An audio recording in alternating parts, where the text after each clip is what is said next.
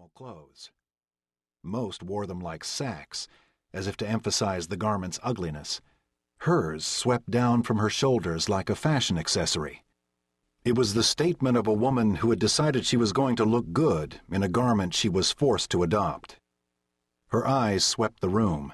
She was still in shadow. Maybe I imagined the look of anxiety, like a woman having arrived for a meeting she'd tried to avoid, with her ex-lover, her accountant, half hoping that a last-minute schedule conflict, perhaps even an emergency, had forced them to stand her up. Then she stepped forward into the light. My ex-wife used to tell me I was out of touch with my emotions. I'd had reason to keep them under wraps for the past few years. I recognized Helen the moment I saw her face, and the shock immobilized me.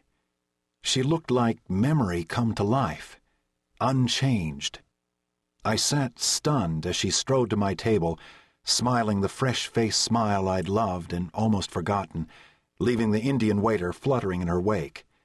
Her walk was the same, impulsive, as if aiming at a target she didn't want to miss.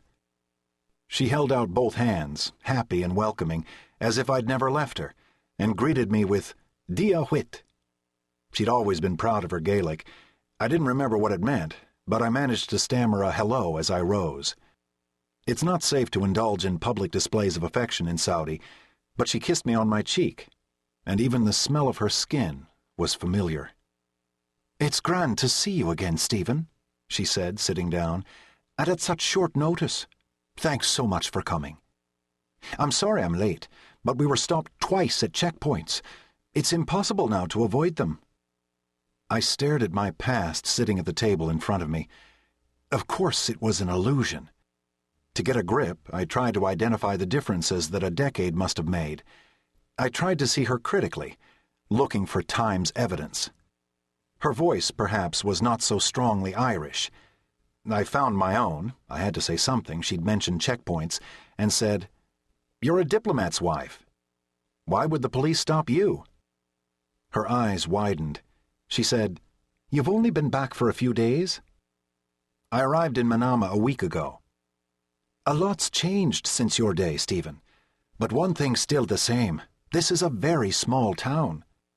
It would have been indiscreet to come to dinner with you in a car with diplomatic plates. I took a cab. The police took their time at the checkpoints. They like to ogle Western women." Saudi cops ogling Western women, a detail of local culture I'd forgotten. "I'm based in Bahrain," I said, "a civilized Arab country. At least, relatively civilized." "I'm envious. We used to go there often, to the clubs. Until the U.S. Navy pulled out, and the bombing started on this side of the bridge, and the State Department included Manama on the travel advisory. Now we mostly stay on the compound. This is an outing for me." She glanced around at the stained and faded Chinese restaurant. She said, "I haven't been back here since you left. I'd heard it was getting shabby, but I didn't realize. We'd better order. We don't have much time. The curfew's at 9. I signaled for the waiter. The Indian shuffled over and handed us 2 greasy menus and 2 glasses of Saudi champagne, non-alcoholic, on the house. I wondered if the cuisine would be any more authentic than the decor, or the help. Helen ordered, and I followed her lead. I couldn't take my eyes off her. After the waiter left, she slipped off her abaya. Underneath it, she wore a simple short-sleeved dress. Her figure had changed little. She was slender, with a column-like neck, square shoulders, and breasts that were full but not heavy. Her complexion was milk-white Irish. She had sensitive hands, with long, elegant fingers, but with wide wrists. Her features were those that Americans think of as classically Irish, but which in fact represent the peak, not the average, of Irish beauty.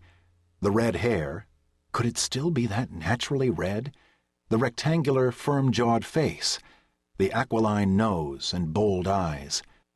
How old was she? I remembered she was 10 years younger than me.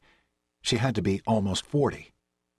My career's been in finance, in risk assessment. Training took over, and like turning the knurled barrel of a lens, the present came into focus. Helen sat